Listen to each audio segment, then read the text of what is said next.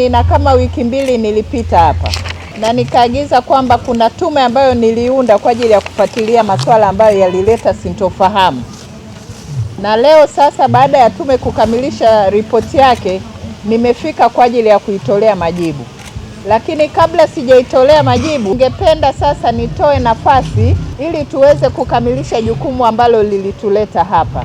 Mimi naitwa Totland Damian Mambi, ni mzaliwa wa kijiji cha Chengena.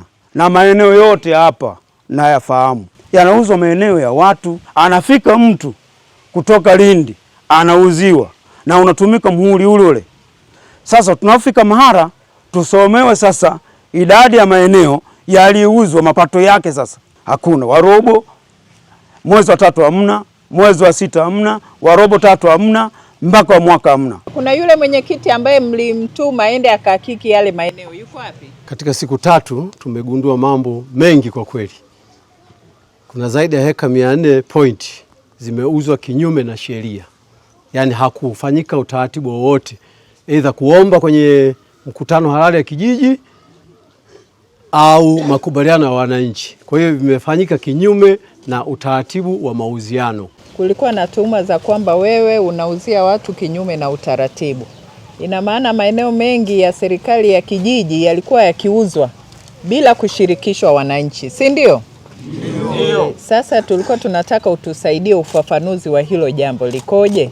Niseme mheshimiwa, kwa maeneo yote ya Chengena ambayo mimi mpaka sasa sijakabidhiwa hekari hata moja, ukiondoa zile za kijiji 86, isipokuwa tu kuna maeneo yapo ya Chengena watu walishauza siku za nyuma au walishayapeki toka siku za nyuma. Kwa hiyo biashara ambayo mimi naishuhudia nikiambiwa na mtendaji wangu ni baina ya biashara mtu na mtu. Wanauziana, ndo hizo hati kama wanazoziona, mtu amesimama anauza na watu wengine wako wengi wanauza. Kwa biashara hii ya mtu na mtu ambaye ndo tayari baadhi ya wananchi huninyoshia mikono kwamba serikali nimehusika kutoa maeneo kinyume cha utaratibu, lakini sio kweli kwamba nimetoa maeneo kinyume cha utaratibu. Yaani mwenyekiti wetu amekuwa ametolea sana macho kutokuuza maeneo pasipo kufuata maendeleo kijiji. Niseme kwa mwenyekiti huyu, kutokana na mfumo sisi tumeshindana naye, ndio kwamba kwa hesabu kama hizi hapa kiujumla, ili tuweze kupata maendeleo akae pembeni ili tuone kijiji kisonge mbele. Baada ya kuja hapa na kuunda tume, hakika mimi nimejiridhisha pasipo shaka kwamba mwenyekiti wetu hatoshi.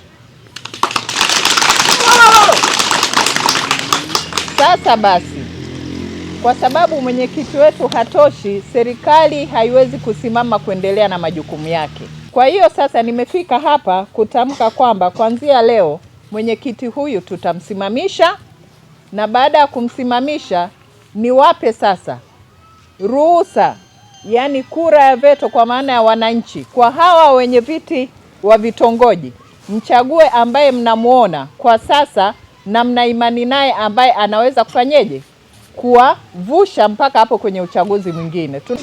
Tobias Komba, mnaridhia kaimu? Ndio!